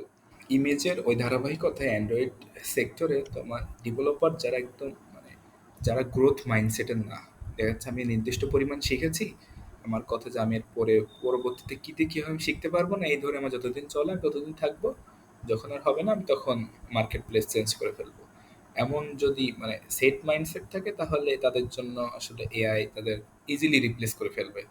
কিন্তু যারা গ্রোথ মাইন্ডসেটের, যে সময়ের সাথে সাথে পরিবর্তনকে তারা মানিয়ে নেবে, অ্যাডাপ্টেবিলিটি যাদের অনেক বেশি, এদের জন্য খুবই সুবিধা। আর ট্রাস্ট মি, এআই এসে আমাদের কাজের ইফিসিয়েন্সি আগের তুলনায় অনেক বেশি হয়েছে। একই সাথে ওই যে তুমি যেটা বললে যে হুমকি স্বরূপ, হ্যাঁ, কিছুটা হুমকি স্বরূপ আছে, বাট স্টিল একজন এক্সপার্ট প্রয়োজন। যে একজন কোম্পানির কথা যদি বলি, সেখানে দেখা যাচ্ছে 10 জন ডেভেলপার আছে তাদের অ্যাপসের জন্য। হুম, তো হবে কি, ওখানে যারা একদম এক্সপার্ট লেভেলে আছে, দেখা যাচ্ছে 5 জন বা 6 জন, এই 6 জনের চাকরি থেকে যাবে। এই 6 জনের সাথে যখন এআই কে যুক্ত করা হবে তখন তারা ম্যাক্সিমাম মানে সর্বোচ্চ ম্যাক্সিমাম আউটপুটটা তারা পাওয়া শুরু করবে, যে বাকি 4 জনের তাদের প্রয়োজন নাই। কিন্তু কেউ যদি সেলফ মেড যদি উদ্যোগ শুরু করে, যেমন আমরা এখন ছোট থেকে বিভিন্ন অ্যাপসের কাজগুলো শুরু করি, যে নিজে থেকে একটা প্রোডাক্ট ডিজাইন করলাম, ওইটা আমি নিজের মতো করে ডিজাইন করে কোড করে ছাড়লাম প্লে কনসোল বা প্লে স্টোরে। তো মানে চাকরি এমন না যে এআই এসে তোমার মনে চাকরির পথ বা ইনকামের যে পথটা পুরোপুরিভাবে বন্ধ করে দেবে, সবার জন্য খোলা থাকবে এটা। যেমন রিসেন্ট একটা পডকাস্টে আইমান সাদিক বলতেছিল, আইমান ভাই, যে আমি কয়েক বছর আগেও, ধরো মানে ভাই বলতেছিল যে 4-5 বছর বা 5-7 বছর আগেও পোলাপানদের ওই যে বিভিন্ন ভার্সিটিতে গিয়ে হুম, হুম, সেশনে বলতাম যে কমিউনিকেশন স্কিলটা বেটার করো, ইংলিশটা একটু বেটার করো, হুম, হুম, যে কোনো একটা আর্ট স্কিল শিখো, তবে তাহলেই তুমি এনাফ, হুম, মানে তোমাকে আর কেউ আটকাতে পারবে না। বাট এখন এমন একটা হয়েছে যে আহ, এখন উনি আর এইটা বলতে আসলে এরকম কি বলে সাহস পান না, মানে মূল কথা কনফিডেন্স পান না যে আমার নিজের সেক্টরে এখন যে অবস্থা এআই এর, তো আমি এখন অন্যদেরকে জাস্ট শুধু অল্প কিছু শিখে মানে বলতে পারি না।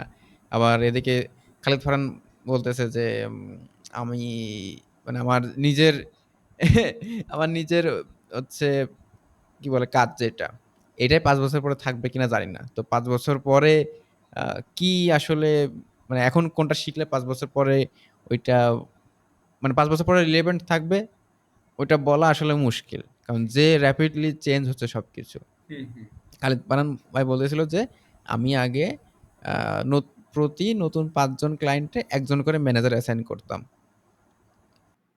জাস্ট মানে সার্ভিসটা দেওয়ার জন্য। বাট এখন তার কোম্পানিতে মানে তার এজেন্সিতে রিক্রুটমেন্টই মানে ওটা থেমে গেছে টাইপের, নতুন করে আর কোনো রিক্রুটমেন্ট হচ্ছে না। বাট ক্লায়েন্টের মাধ্যমে মানে তার নতুন ক্লায়েন্ট আসতেছে, সে সার্ভিস দিয়ে দিচ্ছে, বাট নতুন রিক্রুটমেন্ট হচ্ছে না। এই এআই ইন্টিগ্রেট করে বা বাকিদের মাধ্যমে কাজগুলো করায় নেওয়া যাচ্ছে। That's the point. এই হচ্ছে রিসেন্ট টুসেন পডকাস্টে একজন এক্স মেটা এমপ্লয়ের একটা পডকাস্টের মানে শর্ট শর্ট কিছু ক্লিপ দেখছিলাম। হুম, হুম, তো ওনার থেকে আমি হচ্ছে দেখছিলাম যে এআই এসে যারা ডেভেলপার বা ডেভেলপমেন্ট সেক্টরে আছে, এদের জন্য আরো সহজ হয়ে গিয়েছে। কেন সহজ হয়ে গিয়েছে বলছে, আগে যে প্রত্যেকটা অ্যাপসের তো নির্দিষ্ট সময় পর পর হচ্ছে নতুন একটা ভার্সন আসে, যেখানে অনেক কিছু নতুন নতুন ফিচার্স যুক্ত করা থাকে। তো উনি বলছে যে আগে একটা ফিচার্স সব কিছু পরিপূর্ণভাবে শিখতে, তারপরে কোডের ভিতর থেকে কোড ডিবাগ করতে আমার বেশ কয়েক মানে মাসের একটা ধাক্কা লেগে যেত। এখন এটা হয়ে গেছে কেমন বলছে, তিনি বলছে যে আমি সকালে উঠে যে একটা ফিচার্স যুক্ত করতে হবে, সুন্দর করে প্রম্পট লিখে আমি ওয়াশরুমে যাচ্ছি, ওয়াশরুম থেকে এসে দেখি আমার ওই ফিচার্সটা বানানো হয়ে গেছে এবং যুক্ত করা হয়ে গেছে। আরেকটা কি, যে আমি পুরো অ্যাপসের আর্কিটেকচার ডিজাইন আমি তাকে দিয়ে দিয়েছি, রাত্রে লিখে রেখে দিয়েছি। তো রাত্রে কোড করতে করতে সকালে উঠে দেখি আমার প্রোডাক্ট রেডি। কাজ আরো সহজ হয়ে গিয়েছে। তো যারাই পরিবর্তনের সাথে মানিয়ে নিতে পারবে এবং সেই ধারাবাহিকতা মেনটেন করে সামনের দিকে এগিয়ে যেতে পারবে, তারা টিকে থাকবে। তুমি যদি অ্যান্ড্রয়েড, তুমি যে আগের যে কথাটা বললে যে সামনে ৫ বছরে যে এমন কোনো ক্যারিয়ার সেক্টর দেখাও যে যেখানে আমার কোনো ক্যারিয়ারে হুমকি নাই। তো আমি এটা তোমাকে বলতে পারি যে অ্যান্ড্রয়েড সেক্টর বা অ্যান্ড্রয়েড ডেভেলপমেন্ট তোমার জন্য মানে কোনো হুমকি নাই এখানে। সামনে ৫ বছরে তুমি পাবা। কারণ অ্যান্ড্রয়েড ডিভাইসের যে পরিমাণ বাজারে এক্সিস্টেন্স, তাতে সামনে ৫ বছর পর ডিভাইস যদি এখন কয়েক বিলিয়ন হয়, তাহলে ৫ বছর পর এটা কয়েক ট্রিলিয়নে পৌঁছাবে। তো যখন তোমার ডিভাইস বাড়ছে তখন তোমার নিত্য নতুন সুন্দর সুন্দর অ্যাপসের প্রয়োজন আছে। ন্যূনতম অ্যাপসও দরকার আছে, আবার খুব ভালো ভালো যে অ্যাপসগুলো আছে সেগুলোর দরকার আছে। এই জন্য যে অ্যান্ড্রয়েড ডেভেলপমেন্ট ক্যারিয়ার পাথ হয়ে যদি কেউ বেছে নেয়, আমি বলবো সে স্টিল এখনো যে উন্নতি করবে, ৫ বছর পরেও সে উন্নতি করবে। কিন্তু তার জন্য কি হবে, এখন তাকে ইনোভেটিভ হতে হবে। আগে যে ট্রেডিশনাল যে চিন্তাধারায় সে বড় হয়ে আসছে বা প্রোডাক্ট ডেভেলপ করে আসছে, এখন সেটা চলবে না। কারণ অ্যাপসের ফিচার্স সে কয়েক মিনিটের ভিতরেই সে যুক্ত করে ফেলতে পারছে এআই দিয়ে। হুম। আচ্ছা, ধরো হুম, হুম, একজন আ অ্যান্ড্রয়েড ডেভেলপমেন্ট শিখলো। হুম, শেখার পরে কাজ পাওয়ার যে প্রসেস, এইটা মানে কতগুলো ধাপ আছে বা কতগুলো ওয়ে আছে? যেমন আমরা তো আমি একটা জানি যে কোনো কোম্পানির হয়ে কাজ করা প্লাস আরেকটা হচ্ছে কি আ ফ্রিল্যান্সিং হচ্ছে মানে সেক্টরে যাওয়া। ফাইবার বা তোমার ইসে আছে, গিগ আপলোড করে ওখান থেকে হুম, সার্ভিস দেওয়া। প্রজেক্ট বেইস যেগুলা। হুম, তো এখন মানে তুমি আরেকটু ক্লিয়ার করে বলো যে অ্যান্ড্রয়েড ডেভেলপারদের কয়টা সেক্টর আছে বা কোন সেক্টর গুলো আছে যেখান থেকে সে আ মানে আয় করতে পারে বা মূল কথা এমপ্লয়েবল হতে পারে সে? হুম, হুম। যেহেতু ফ্রিল্যান্সিং যে সাইটগুলো ছিল, ফাইবার, আপওয়ার্ক এবং আরও যেগুলো ছিল, ওখানে গিগ খুলে যে আমি আপনার একটা ওয়েবসাইটকে অ্যাপসে কনভার্ট করে দিতে পারবো, অ্যাপস বানিয়ে দিতে পারবো, আমার আওয়ারলি রেট এত, এই হচ্ছে বিষয়। এইটা এখন এইটা সময়ের সাথে সাথে অনেক কমে গিয়েছে আগের থেকে। এখন কোনো কাজের জন্য এখন মানুষ লিঙ্কডইনকে বেশি প্রেফার করে। ওকে। লিঙ্কডইনে যে কি হবে, যে তোমাকে কোল্ড রিচ আউট করতে হবে, যে তোমাকে দেখতে হবে যে তোমার টার্গেট অডিয়েন্স বা কাস্টমার কারা। লেটস সে তুমি হচ্ছে একটা ওয়েবসাইটকে অ্যাপসে কনভার্ট করো, তুমি শুধু এই কাজটাই পারো। হুম, এখন তোমার দেখতে হবে যে কারা কারা হচ্ছে ই কমার্স বিজনেসে আছে, যাদের ওয়েবসাইট আছে বাট অ্যাপস নাই। তুমি লিঙ্কডইনের আইডি অনেকদিন ধরে বেশ কিছু বিষয় একটু নোটিস করলে তুমি বুঝতে পারবা। তখন তুমি তাকে কোল্ড রিচ আউট করতে পারো ইমেলের মাধ্যমে বা শর্ট কোনো ভিডিওর মাধ্যমে, যে আমি এই সার্ভিস প্রোভাইড করি, আমার সার্ভিসের ভিতরে এই সুবিধা আছে। তো আপনি যদি নিতে চান তা আমি আপনার জন্য এই কাজটা এভাবে করে দিতে পারি। হুম, হচ্ছে এ একটা অপশন আছে। আরেকটা অপশন হচ্ছে যে যেকোনো কোম্পানির হয়ে কাজ করা। কোম্পানির সাথে যুক্ত হয়ে তাদের যেকোনো একটা টিমের সাথে বা তাদের প্রোডাক্টের সাথে সব মিলে কাজ করা। মানে ধরতে গেলে একটা হচ্ছে সেলফ মেড জার্নি, যেখানে তোমার নিজেকে সবকিছু মেইনটেইন করে যেতে হবে। আরেকটা হচ্ছে যেকোনো প্রাইভেট সেক্টরের কোম্পানির সাথে বা গভর্নমেন্ট সেক্টরের কোম্পানির সাথে তোমার কাজ করতে হবে। আরেকটা হচ্ছে যে তুমি অনলাইন মার্কেট প্লেসগুলোতে তুমি তোমার গিগস আপলোড দিয়ে তুমি কাজগুলো অ্যাটেনশন সিক করে কাজ নেওয়ার চেষ্টা করবা। এখন তুমি আমারে বলো এই যে অ্যান্ড্রয়েড ডেভেলপমেন্ট সেক্টরে আম সাকসেস হওয়ার যদি কোনো মানে how to success in Android development sector? Not only Android development sector, যে কোনো সেক্টরে সাকসেস হওয়ার জন্য যদি বলি যে তোমার যদি অধিকাংশ ক্লায়েন্ট বিদেশ থেকে তুমি ওদেরকে রিচ করতে চাও, তাহলে ডেফিনেটলি তোমার ইংলিশ কমিউনিকেশন স্কিলটা খুবই জরুরি। ওকে। এইটা তো তুমি এআই এর মাধ্যমে করতে পারবে না। এটা এর মাধ্যমে তুমি তাকে টেক্সট পাঠাতে পারো, কিন্তু সে যখন তোমার সাথে ফেস টু ফেস ভিডিও কনফারেন্সে যুক্ত হচ্ছে, তোমার তো কথায় সেই ইমোশনটা দেওয়া লাগবে, তার সাথে কথা বলা লাগবে, নেগোসিয়েশনে আসতে হবে। তো এখানে তুমি তো এটা তুমি যে কথাটা বলছিলে, এখানে কিন্তু এআই কাউকে রিপ্লেস করতে পারছে না। রাফায়েত ভাই বলে যে আপনার ক্লায়েন্টকে আপনার বাংলাদেশের মতো কিছু সার্চ করলে হবে না। হুম, আপনার যে হুম। ক্লায়েন্ট তারে হচ্ছে ক্লায়েন্টের পার্সপেক্টিভ থেকে তার পেইন পয়েন্ট বুঝে আরকি তাকে করতে হবে। তাকে বন্ধু হ্যাঁ, বানিয়ে ফেলতে হবে। বন্ধু বাংলাদেশের বানিয়ে মতো ফেলতে হবে। মানে ওই যে কি বলে? রাফায়েত ভাই খুব মজা করে বলে জিনিসটা যে, "sir your money, I work."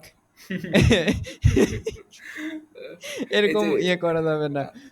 আজকে ফেসবুকে একটা তোমার হচ্ছে শর্ট একটা ভিডিও স্যাম্পল দেখলাম, যে ওখানে একজন মানে বাইরে থেকে একজন ক্লায়েন্টকে নিয়েছে, তা উপরে ট্যাগলাইন ছিল যে $500 সমপরিমাণ মূল্যের ক্লায়েন্টের হাসি।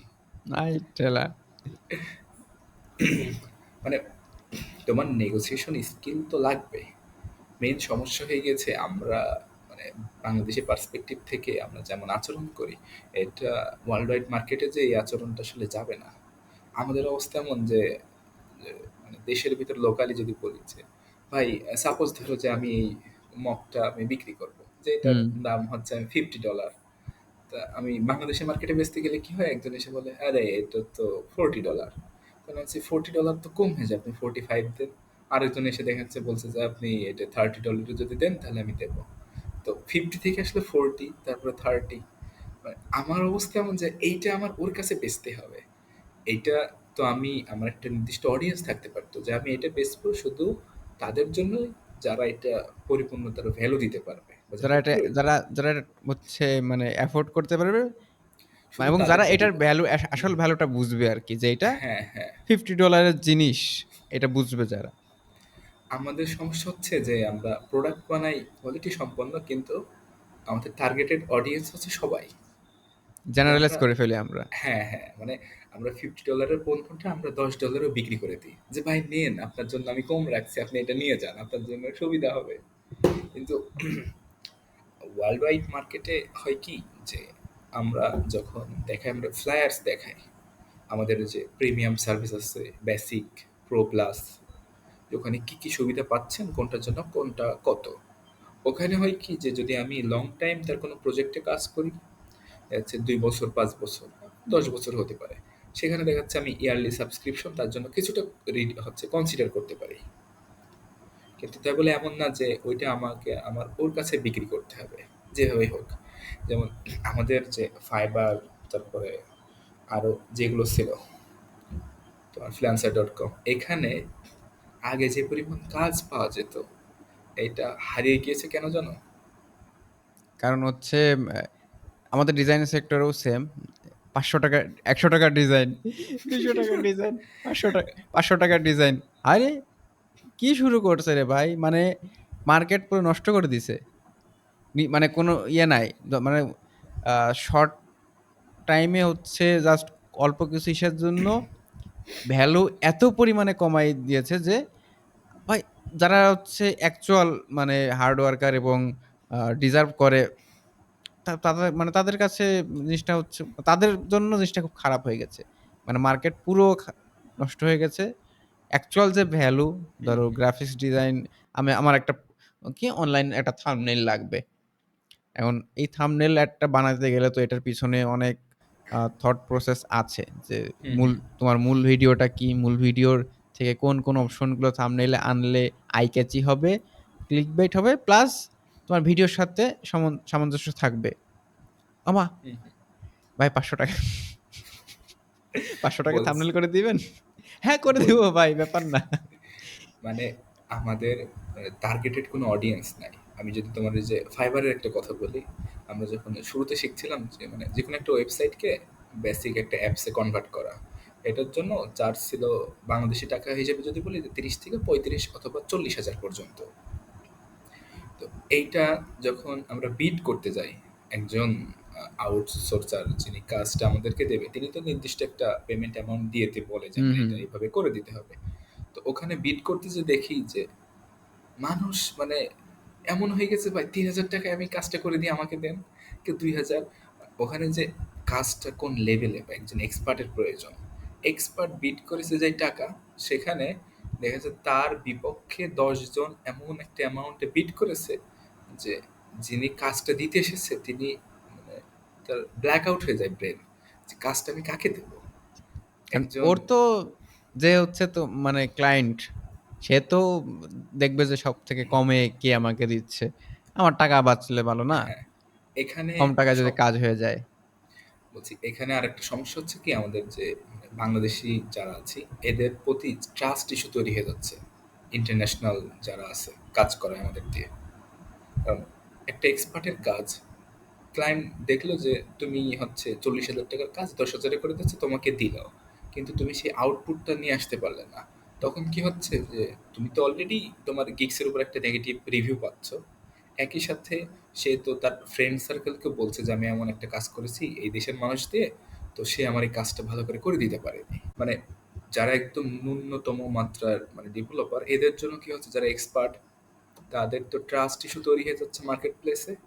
একই সাথে মানে তার গ্রহণযোগ্যতা সে সময়ের সাথে সাথে হারিয়ে ফেলছে। যেমন এই যে তোমার যে টার্গেটেড অডিয়েন্সের কথা বললাম, তোমাকে মানে মজার একটা ইনসাইট শেয়ার করি। হুম, হুম, বলো। রোলেক্স ঘড়ির কথা তো তুমি হয়তোবা পরিচিত। অবশ্যই, কেন নয়? কি বলো? হ্যাঁ, রোলেক্স ঘড়ি এদের যে মানে মার্কেট ব্র্যান্ডিং করে, এরা ক্রিকেটে করে না, এরা ফুটবলে করে না, এদের শুধু ব্র্যান্ডিং হয় হচ্ছে ওই যে হকি খেলায়, যেই আমরা যে সিনেমায় যে দেখি বড় একটা মুক্তি স্পেস, ২ জন ৩ জন দাঁড়িয়ে সারাদিন ধরে সময়ের সাথে সাথে আস্তে আস্তে, ও সরি, সরি। হকি না, সরি, গল্ফ, গল্ফ। হকি না, গলফ, ও আমি একটু হ্যাঁ। ভুল করে ফেলেছি, গলফ খেলায়। তা রোলেক্সের একটা অ্যাডভার্টাইজমেন্ট ওদের হচ্ছে ওখানে বলছিল যে আমাদের ঘড়ি তারাই অ্যাফোর্ড করতে পারবে যারা কয়েক ঘন্টার খেলায় কয়েক মিলিয়ন বা বিলিয়ন ডলার টাকা ইনভেস্ট করে তারা সময় দিতে পারবে। এই ঘড়ি শুধু তাদের জন্য, সবার আ জন্য না। মানে হচ্ছে কি, দেখো, গলফ কিন্তু অনেক এক্সপেন্সিভ একটা খেলা। এমন না যে তুমি চাইলে আজকে যে গলফ খেলা খেলে আসতে পারলে। আমি তো গল্ফ ক্লাবে অ্যাক্সেসই পাবো না। হ্যাঁ, এইটাই হচ্ছে মেন পয়েন্ট। তার মানে রোলেক্সের টার্গেটেড অডিয়েন্স হচ্ছে তারাই যারা ম্যাক্সিমাম ওয়েলথি, বা তাদের একটা মানে টার্গেট পয়েন্ট আছে যে এই জায়গায় যদি সে হিট করতে পারে তাহলে আমার প্রোডাক্ট আমি তাকে বিক্রি করবো তার কাছে, না হলে আমি তাকে আমার প্রোডাক্ট দিব না। দেখো, রোলেক্স কিন্তু যদি ফুটবল, সাপোজ ফুটবলে তো অনেক ক্রেঞ্জ আছে, অনেক পরিমাণ দর্শক, তো রোলেক্স চাইলে যদি ফুটবল খেলাতে স্পন্সর করতো তাহলে কি ব্র্যান্ড সম্পর্কে অনেক মানুষ জানতো না? জানলে কি তার সেলস বাড়তো না? বাট রোলেক্স তো প্রোডাকশনই করে না ওই পরিমাণে। প্রোডাকশন করে না, কিন্তু এখানে দেখো, সে চাইলে ফুটবল ক্রিকেট খেলাগুলোতে সে ইনভেস্ট করতে পারতো মানে তার ব্র্যান্ডকে পরিচিত করার জন্য। হুম, হুম। কিন্তু তার লক্ষ্য যে আমি আমার যে পণ্যটা এটা আমি সবার হাতে পৌঁছাবো না, আমার নির্দিষ্ট একটা অংশ আছে, শুধু তাদের কাছে এই প্রোডাক্টটা পৌঁছাবো যারা এটা অ্যাফোর্ড করতে পারবে। ও, যেটা বলতেছিলাম, তুমি তো রোলেক্সের কথা বলছো না? আম হুম হুম ধরো রোলেক্স কি আমার তোমার ধরো তোমার টাকা আছে। হুম তারপরে তুমি রোলেক্স এফোর্ড করতে পারবা না। কারণ কি? তোমাকে আগে বুকিং দিতে হবে। হুম আ হুম বুকিং দিয়ে ওয়েট করতে হবে অনেকদিন। মানে তারপরে প্রোডাকশন আসবে। তারপরে তোমাকে হচ্ছে মানে ওই যে আর্টিফিশিয়াল একটা স্কারসিটি তৈরি করে রাখছে। জাস্ট লিমিটেড এডিশন ইয়ে। আরেকটা আমি ইয়ে গাড়ির ব্র্যান্ডের নামটা মনে পড়তেছে না। বাট রোলস ওরা রয়েস। ওরা ওরা হচ্ছে ধরো তোমার টাকাও আছে। বাট তোমাকে গাড়ি দিবে না। ধরো তুমি টাকা ডাবল দিবা বাট তোমাকে গাড়ি দিবে না। কেন দিবে না? বা রোলস রয়েস চালানোর যোগ্যতা আদৌ তোমার আছে কিনা? মানে রোলস রয়েসের যে আ ভ্যালু হুম হুম ওইটা বহন করার তোমার ক্ষমতা আছে কিনা? তুমি অতটা পাওয়ারফুল কিনা বা অতটা ইনফ্লুয়েন্সিয়াল কিনা ওইটা দেখে তোমাকে হচ্ছে তারপরে ইস্যু করবে। জাস্ট তোমার টাকা থাকলেও আ তুমি কিনে ফেলতে পারতেছো না। এই যে হ্যাঁ সবকিছু মানে লিমিটেড করে ফেলা আরকি। মানে মূল কথা অ্যাকচুয়াল যে আ ভ্যালু মানে রোলস রয়েস গাড়ি বলো, ওটার প্রোডাকশন কস্ট তো এত না। বাট রিটেল প্রাইস এত বেশি কেন? ওই যে ওরা ওদের ভ্যালুটা এভাবে ধরে রাখছে। হুম, হুম। বলছি, এই যে রোলস রয়েস বলো বা রোলেক্স বলো, এরা কিন্তু ইচ্ছাকৃতভাবেই মার্কেটে এদের প্রোডাক্টের একটা মানে অভাব তৈরি করে।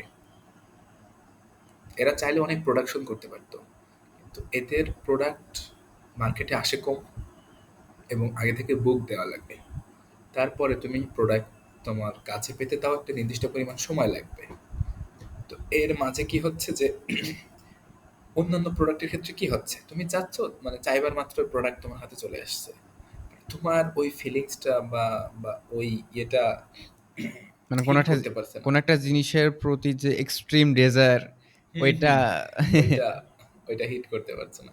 কিন্তু এইসব বড় বড় যে ব্র্যান্ডগুলো আছে এখানে দেখো, তুমি চাইলে তোমার টাকা থাকলে ইচ্ছা করলে তুমি একটা রোলস রয়েসের মালিক হতে পারবা না বা রোলেক্স ঘড়ি ওন করতে পারবা না।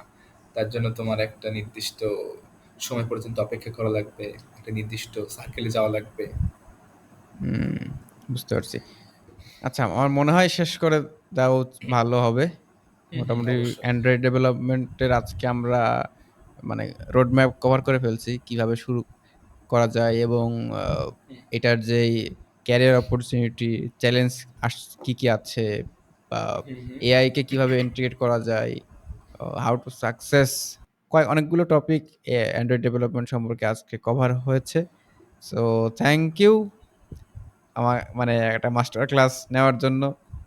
এটা ধরো যদি আমি পাবলিশ করলাম, নাহলে ধরো আমার পার্সোনাল থেকে যায়, পার্সোনাল এপিসোড।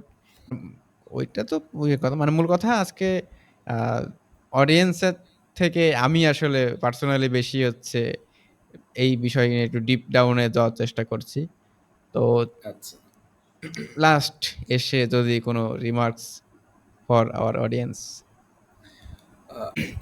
এআই এর যে ভীতিটা তৈরি হয়েছে, এইটার জন্য যেন কেউ এমন ভেবে রেখে না যে এআই তো সবার সবকিছু খেয়ে নিচ্ছে, আমি আসলে তাহলে দিন শেষে কোনো কিছু আমার শেখার দরকার নেই, যেভাবে আছি সেভাবে চলতে থাকি, যতদিন যাই ততদিন যাক। হুম, আ এআই থাকবে, এআই এর সাথে হিউম্যান থাকবে, এআই কখনোই হিউম্যানকে রিপ্লেস করতে পারবে না। যেমন ঝংকার মাহবুব ভাই বলে যে আ আপনার কোডিং এর এআই আসবে, এআই আপনার কাজ সহজ করে দিবে। বাট কোডিং এর যে বেসিক নলেজ এটা আপনার থাকা লাগবে। দুম করে একদিন হুম, এআই সব হুম, বন্ধ হয়ে গেল। তখন অথবা মানে মূল কথা বেসিকটা আপনার জানা থাকা লাগবে। এর উপরে আপনি এআই দিয়ে আরো এক্সেলেন্স করেন। হুম, হুম, ওকে, তাহলে এই নোটের সাথে আজকে আমরা শেষ করতেছি আজকের এপিসোড। দেখা হবে খুব শীঘ্রই। আল্লাহ হাফেজ। হুম, হুম। আল্লাহ হাফেজ।